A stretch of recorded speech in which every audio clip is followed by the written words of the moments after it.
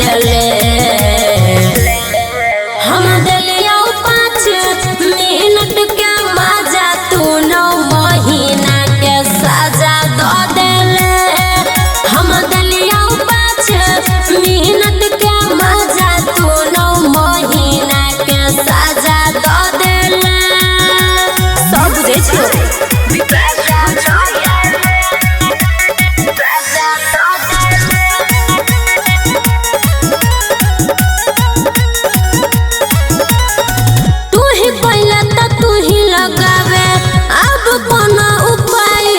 घर में घुसे नहीं देते हमर माई रे